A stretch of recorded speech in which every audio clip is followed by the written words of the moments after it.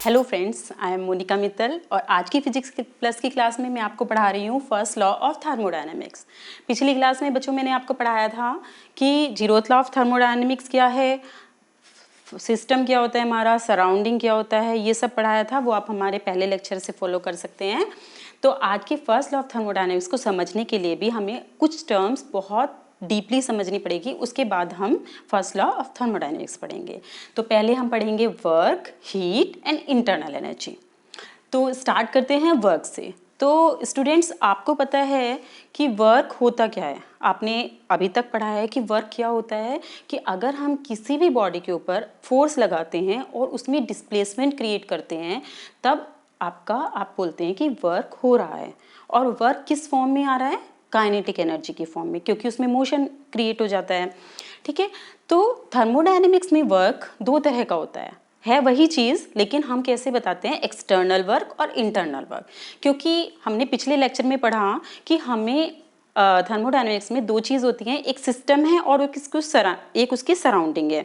System वो चीज़ है जिसकी हम स्टडी कर रहे हैं, जिसका हम प्रेशर, वॉल्यूम, टेम्परेचर ये निकाल रहे हैं, वो हमारा सिस्टम है। और उसके चारों तरफ का एनवायरनमेंट जो उस सिस्टम के ऊपर इन्फ्लुएंस डाल रहा है, किसी भी तरह का प्रेशर बढ़ा रहा है, वॉल्यूम घटा रहा है या बढ़ा रहा है, तो वो उसकी सराउंडिंग होगी।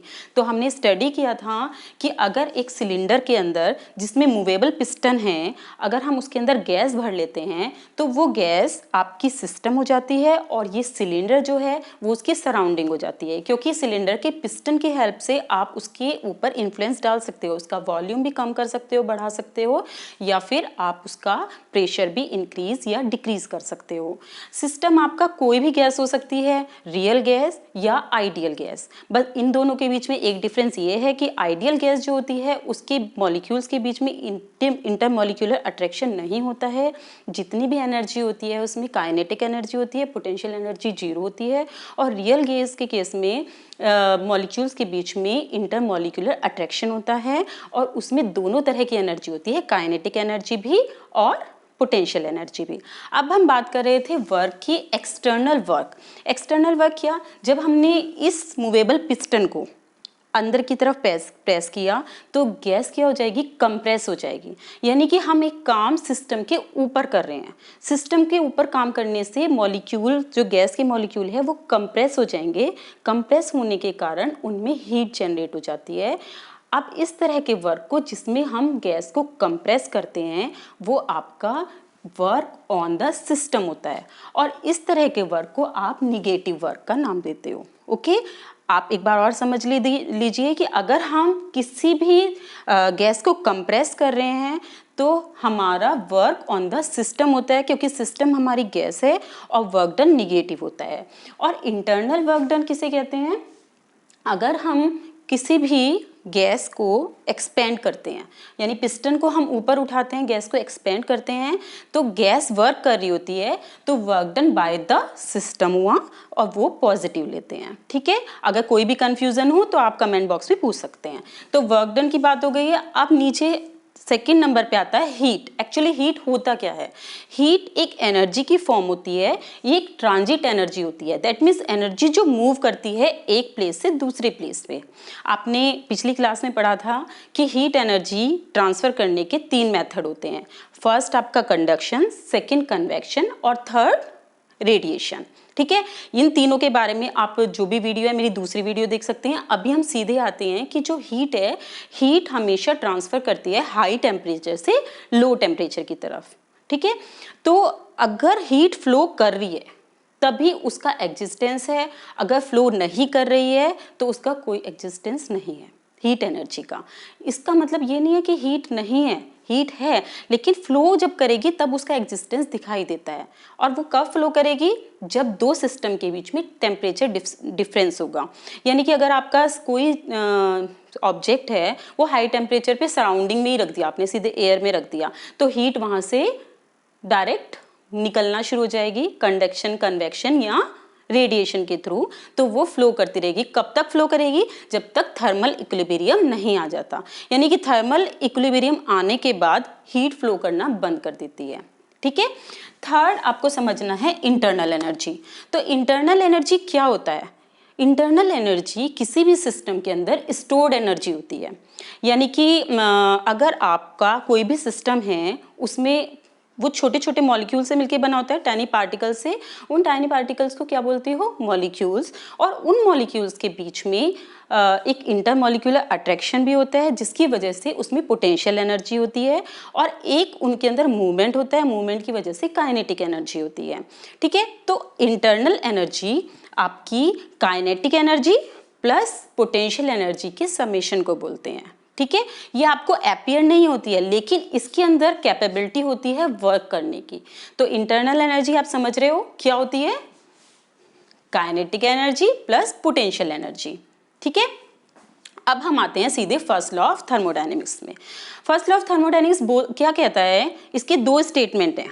फर्स्ट स्टेटमेंट ध्यान से समझिए कि W is equal to JQ। ये तो इसका मैथमेटिकल नोटिफिकेशन हो गया। ठीक है, अगर आप इसको थियोरेटिकली समझें तो अगर किसी भी सिस्टम पे वर्क किया जाता है तो क्या होता है? वर्क हीट में कन्वर्ट हो जाता है। ठीक है, और अगर किसी भी हीट को एब्जॉर्ब किया जाता है तो वो आपको वर्क डन देती है। ठीक है, तो वर्क डन और हीट, इन दोनों के बीच में एक इक्विवेलेंस होता है, जिसे जूल ने मैथमेटिकल फॉर्म दिया है W is equal to JQ। यानी जितना वर्क डन किया उसको हम हीट में अगर कन्वर्ट करें तो J से मल्टीप्लाई करते हैं। J आपका एक कांस्टेंट होता है जिसे जूल कांस्टेंट बोलते हैं, और इसकी वैल्यू आपको पता है 4.2 जूल पर कैलोरी होती है। ठीक है, सेकंड इसका स्टेटमेंट क्या कहता है? dq is equal to du plus dw। ये भी मैथमेटिकल रिप्रेजेंटेशन है। ये क्या बताता है कि अगर किसी सिस्टम में हमने एनर्जी को लिया, डाला या निकाला, यानी कोई सिस्टम अगर एनर्जी को एब्जॉर्ब कर रहा है और या फिर एनर्जी को रिलीज कर रहा है, हीट को एब्जॉर्ब कर रहा है या रिलीज कर रहा है, तो वो amount of heat is equal to होगा internal work done, internal energy plus work done के। ठीक है, इंटरनल एनर्जी कैसे? देखिए, अगर आपने किसी भी सिस्टम से हीट को निकाला तो क्या होगा? हीट निकालने से मॉलिक्यूल की काइनेटिक एनर्जी कम हो जाएगी, पोटेंशियल एनर्जी इंक्रीज हो जाएगी, और वर्क डन जो होगा वो उनके इंटरमॉलिक्यूलर अट्रैक्शन की वजह से जो वर्क हुआ होगा, डिस्प्लेसमेंट हुआ होगा मॉलिक्यूल के बीच में, वो वाला वर्क डन है। तो आपने हीट को निकाला है, काइनेटिक एनर्जी कम हो गई है, तो सिस्टम का टेम्परेचर कम हो जाएगा। मैंने अपने पिछले लेक्चर में भी बताया था, टेम्परेचर को मेजर कैसे कहते हैं? टेम्परेचर आपके डिग्री ऑफ हॉटनेस और कोल्डनेस होती है, और टेम्परेचर को मेजर किया जाता है मॉलिक्यूल्स की एवरेज काइनेटिक एनर्जी से। यानी कि जिस सिस्टम है आपके, उसके मॉलिक्यूल्स में अगर काइनेटिक एनर्जी ज़्यादा है तो टेम्परेचर उस सिस्टम का ज़्यादा है, और अगर काइनेटिक एनर्जी कम है तो सिस्टम का टेम्परेचर भी कम है। तो यानी कि अगर आप सिस्टम से हीट निकालते हो, हीट निकालने पे क्या होगा? काइनेटिक एनर्जी कम हो जाएगी, मोशन कम हो जाएगा, उसकी वजह से उस सिस्टम का टेम्परेचर कम हो जाएगा। और अगर इसमें हम हीट इंट्रोड्यूस कर रहे हैं, बाहर से सिस्टम एब्जॉर्ब कर रहा है हीट को, तो उसके अंदर काइनेटिक एनर्जी, मॉलिक्यूल्स की काइनेटिक एनर्जी बढ़ेगी, उससे उसका टेम्परेचर भी इंक्रीज हो जाएगा। तो हमारा ये लॉ कहता है कि dq is equal to du plus dw, यानी कि जितने अमाउंट ऑफ हीट उसने एब्जॉर्ब किया वो change in internal energy plus work done के इक्वल होता है। अब हम नेक्स्ट पे आते हैं, physical significance of first law of thermodynamics.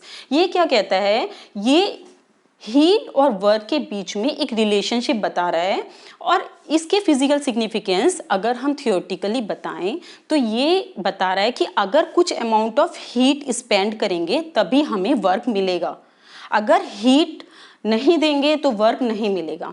That means अगर हमें कोई भी वर्क लेना है तो हमें कुछ ना कुछ फ्यूल को बर्न करना ही पड़ेगा, क्योंकि फ्यूल बर्न करने से ही हीट एनर्जी प्रोड्यूस होगी और उसी से आपको वर्क मिलेगा।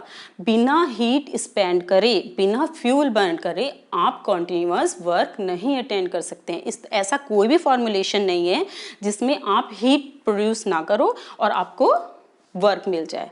ठीक है, तो अब इससे रिगार्डिंग आपको ये सब अच्छे से समझ में आ गया आई होप, और इससे रिगार्डिंग कोई भी परेशानी है तो आप कमेंट बॉक्स में मुझे पूछ सकते हैं। इसका आप वीडियो पॉज करके एक शॉर्ट ले सकते हैं और इसको अच्छे से स्टडी कर सकते हैं। नेक्स्ट लेक्चर में फिर मिलेंगे। Thank you. आपको अगर वीडियो पसंद आई हो तो आप लाइक एंड सब्सक्राइब करिए।